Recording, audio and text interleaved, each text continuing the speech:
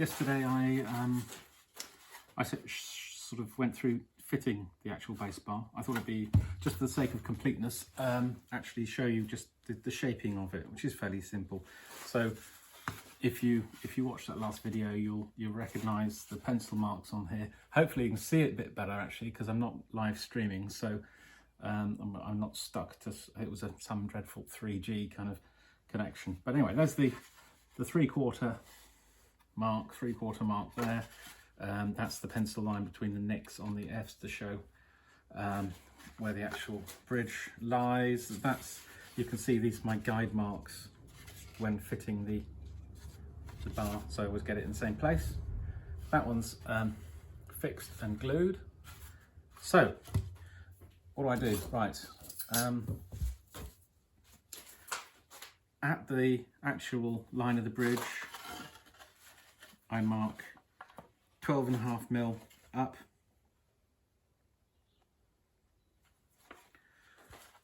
I then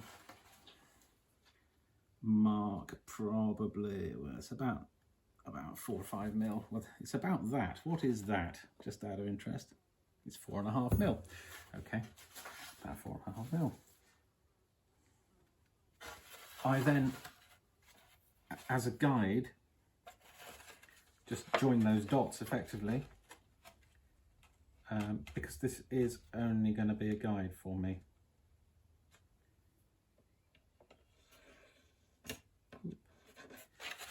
Try and do it a bit more neatly than that generally. Oh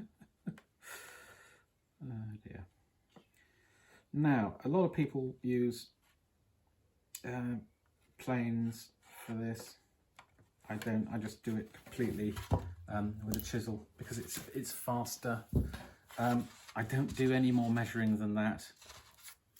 I like there to be some variation in the thickness of the front. I like there to be variation in the bass bar, because I don't want all my violins to sound the same. I want them all to be different. So just allowing a bit of variation to creep in is, as far as I'm concerned, is a great thing. So then it really is nice sharp chisel and get in there and take it down to the line.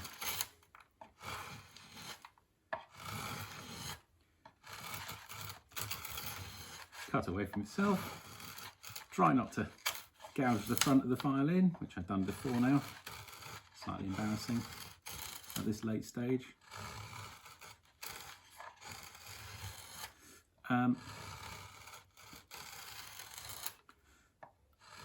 Although I've drawn a straight line, I actually want it to be a curve. So what it kind of does is, from that point there to that point there, if you took away if you took behind this, aren't I?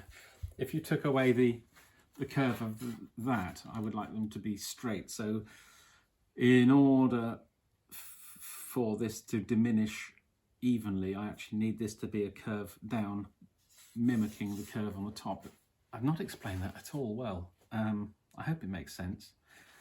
What we're looking for is from that point to that point, for this to go from 12.5mm down to 4.5 evenly. So to make it even, it has to have a curve that way, because the other side is curved. That was a bit better. Right.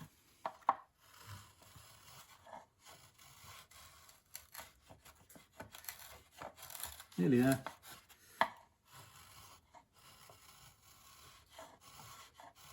And once again, as I keep saying, just work with sharp tools. Life's easier with sharp tools. You don't have to put in as much effort. You're much less likely to cut yourself.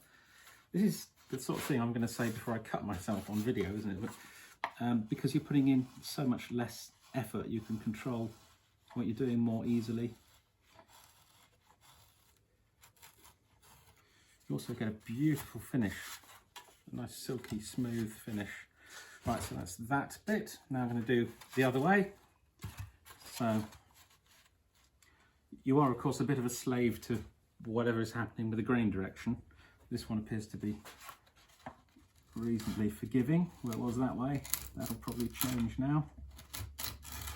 Could be worse.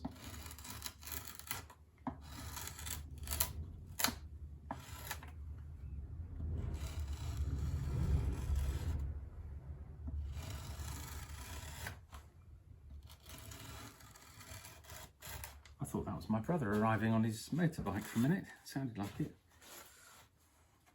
But it's gone by, so it's not him.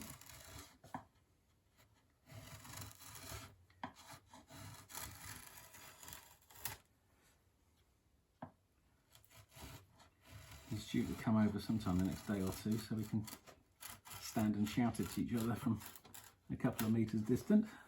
Right, so I've taken that down. Just going to put a little bit more curve into this one.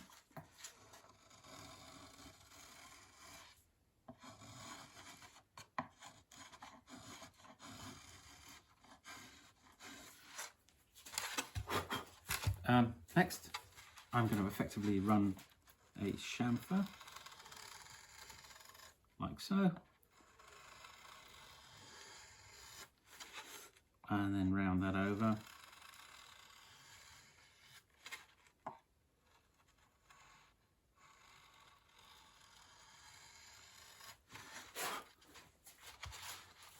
Same to the other side.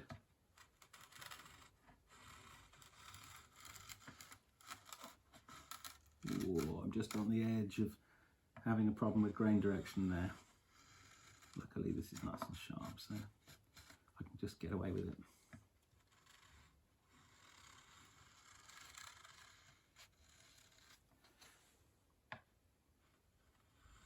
So by putting a chamfer on it and then by chamfering the chamfer both sides, I've effectively rounded that over. Same the other direction. I hope you can see this, otherwise this will be a bit pointless.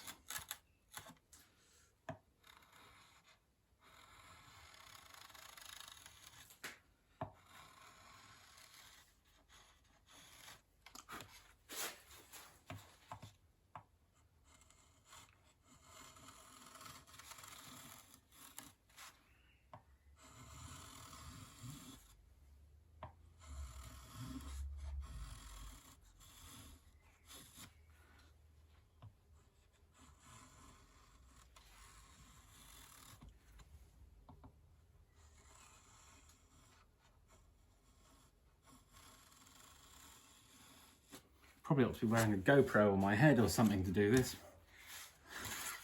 I'll have a think about that. And then just scallop the ends.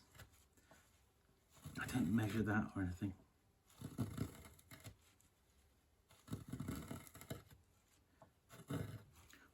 So it looks right. Whatever that means.